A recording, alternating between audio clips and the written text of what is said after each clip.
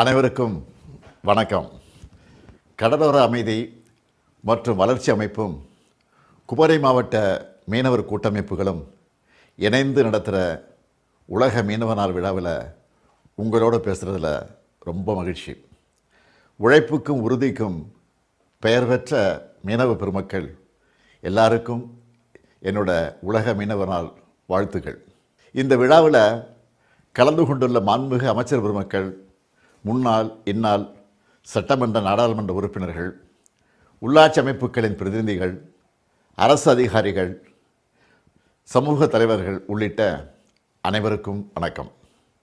கழக அரசுக்கும் மீனவர்களுக்குமான உறவு என்பது நீங்கள் மீன் பிடிக்க போகிற கடலை போலவே ஆழமானது. அதுக்கு எடுத்துக்காட்டு தான் கடந்த 2023ஆம் ஆண்டு ராமநாதபுரம் மாவட்டம் மண்டபத்தில் வரலாற்றிலேயே முதல் முறையாக நாம் பிரம்மாண்டமாக நடத்துகிற மீனவர் நல மாநாடு. 14,000 பயனாளிகளுக்கு நம்ம திராவிட மாடல் அரசு சார்பில் நலத்திட்ட உதவிகளை அந்த நிகழ்ச்சியில் நான் வழங்கினதும் பல புதிய அறிவிப்புகளை வெளியிட்டதும் உங்களுக்கு நல்லா நினைவிருக்கும். அது மட்டுமா, அக்கால் மடம் மீனவர் குடியிருப்பு பகுதிக்கு வந்து மீனவ குடும்பங்களோட பாச மழையில் நனைஞ்சதை நானும் மறக்கலை.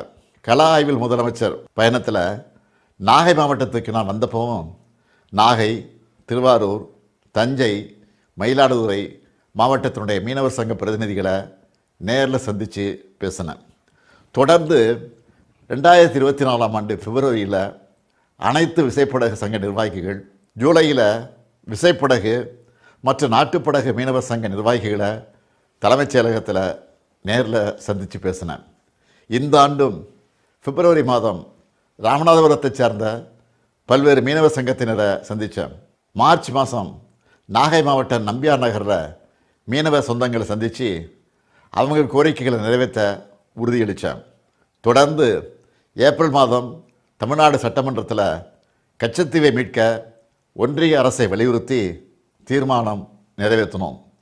நம்முடைய எந்த கோரிக்கையும் ஒன்றிய பாஜக அரசு செயல்படுத்த தயாராக இல்லாத நிலையிலும் நம்ம மீனவர்களுக்கு நம்மால் ஆன உதவிகளை நாம் தான் செய்யணும்னு ஏப்ரல் 7 அன்று 110 விதியின் கீழ் 576 கோடி ரூபாய் மதிப்பிலான நலத்திட்டங்களை மன்னார் வளைகுடா பகுதி மாவட்டங்களை சார்ந்த மீனவர்களுக்காக அறிவித்தேன்.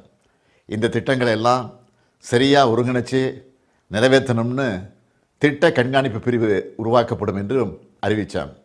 இந்த நிகழ்ச்சி நடந்துகிட்டு இருக்கக்கூடிய குளச்சல்ல துறைமுக விரிவாக்க பணிகளை தொடங்கணும்னு நீங்கள் வச்ச கோரிக்கையை ஏற்றுக்கிட்டு அதுக்கான 350 கோடி ரூபாயை விரைந்து வழங்க ஒன்றிய நிதியமைச்சருக்கு நான் கடிதம் எழுதி வலியுறுத்தினதும் உங்களுக்கு நினைவிருக்கும்.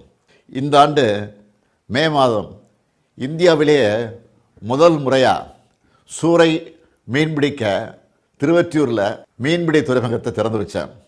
அது மட்டுமல்ல, தமிழ்நாடு முழுக்க மீன்பிடி துறைமுகங்கள், மீன் இறங்குத்தலங்களை திறந்து வச்சிருக்கிறேன். கடல் அரிப்பு பாதிப்பை தடுப்பதற்கு உங்கள் கோரிக்கைகளை கேட்டு தூண்டில் விளைவுகளை அமைச்சிட்டு வரோம். இது எல்லாத்துக்கும் முத்தாய்ப்பாக உங்களோட மிக முக்கிய கோரிக்கை ஏற்று மீன்பிடி தடைக்கால நிவாரணத் தொகையை 5,000 ரூபாயிலிருந்து 8,000 ரூபாயாக உயர்த்தி அறிவிச்சிருக்கிறோம். அதுவும் 60 வயசுக்கு மேற்பட்ட மீனவர்களும் பயனடைகிற வகையில் இந்த திட்டம் செயல்படுத்தப்படுது.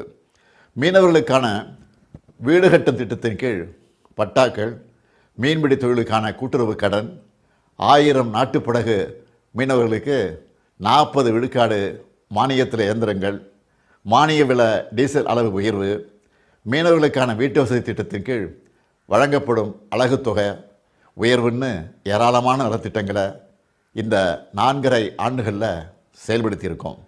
உங்கள் குமரி மாவட்டத்தில் மட்டும் கடந்த 4 ஆண்டுகளில் மீனவர்களுக்காக 567 கோடி ரூபாய் மதிப்பிலான உள்கட்டமைப்பு பணிகளை செஞ்சு கொடுத்துருக்குறோம். தமிழ்நாட்டோட கடலோர பகுதிகளை போலவே திராவிட மாடல் அரசு சார்பில் மக்களுக்காக செயல்படுத்தப்பட்டு வர திட்டங்களோட பட்டியலும் மிக நீளமானது.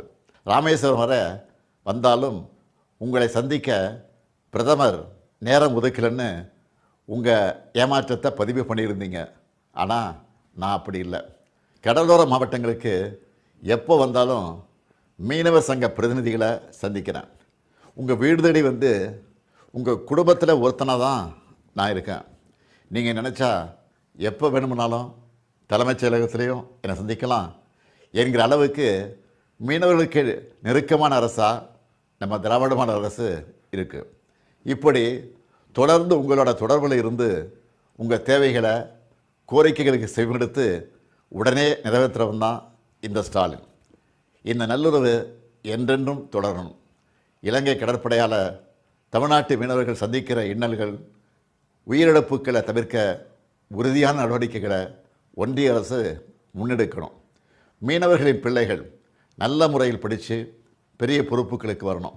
நம்ம அரசின் திட்டங்கள், கடனுதவிகளை பயன்படுத்தி மீன்வளம் சார்ந்த மதிப்பு கூட்டப்பட்ட தொழில்களிலையும் நீங்கள் சிறந்து விளங்கணும். அடுத்த ஆண்டு அமையவுள்ள திராவிட மாடல் 2.0 ஆட்சியில் இன்னும் உங்களோட உயர்வுக்கான திட்டங்களை நான் செயல்படுத்தணும்னு என்னுடைய ஆவலை பகிர்ந்து கொண்டு, அதுக்கு உங்களுடைய ஆதரவு எப்பவும் இருக்கும் என்ற நம்பிக்கையோடு விடைபெறுகிறேன். நன்றி, வணக்கம்.